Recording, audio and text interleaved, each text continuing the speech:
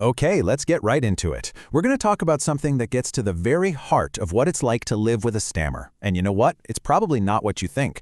We're talking about where the real pain actually comes from. And this quote, wow, it really flips the script, doesn't it? The idea here is that the actual struggle isn't getting stuck on a word. The real deep down hurt comes from the life you build around not speaking. It's the avoidance that causes the most damage.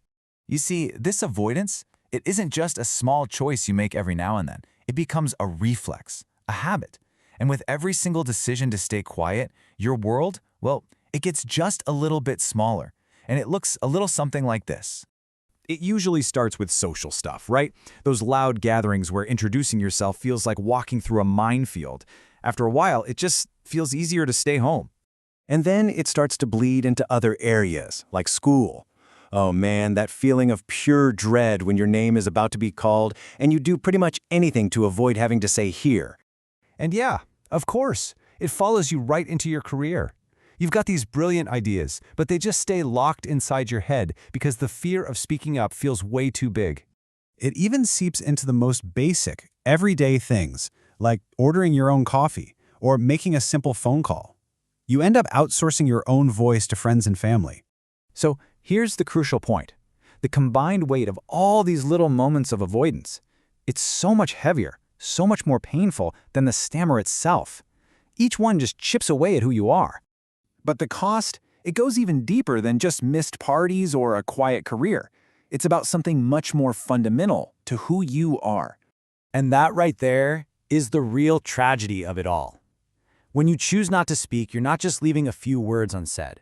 You're actually giving up your space. You're voluntarily stepping back and letting the world just happen without you in it.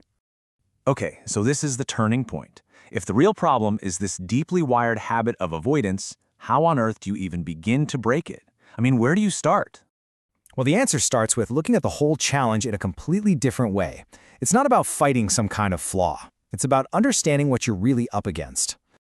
The real power here is just how simple this idea is. If you stop seeing stammering as this permanent part of you and instead just see it as a learned habit, well, then everything changes. Because any habit, no matter how long you've had it, can be retrained. So with this new way of thinking, the entire goal has to shift. It's not about chasing some perfect superficial outcome anymore. It's about rebuilding yourself from the inside out. Just look at the difference here. The old goal was all about fluency, just trying to speak smoothly. But the real goal, the one that actually changes your life, is about being able to walk back into those situations you've been avoiding, the parties, the meetings, the phone calls, and to do it without all that fear and pressure. So, the new focus really boils down to three things. First, fearless participation. That just means you show up.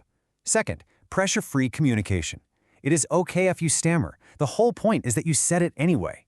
And maybe the most important, reclaiming your space, insisting on your right to be heard. This brings us to the how. And trust me, the order here is everything. It's completely the opposite of most traditional ways of thinking. You don't start with the mechanics of your speech. Nope, you start with the foundation. You train the confidence first. This one sentence sums up the entire approach. The whole idea is that speaking smoothly is a byproduct of confidence, not the other way around. When you build that self-belief, when you reduce the fear of just being in those situations, the voice has a funny way of following. You're fixing the root cause, the fear, not just the symptom. So, we'll leave you with this question. And honestly, it's not really about speech at all, is it? It's about your life. After years of stepping back, of making yourself smaller, of giving up your space, are you ready to finally step forward and take it all back?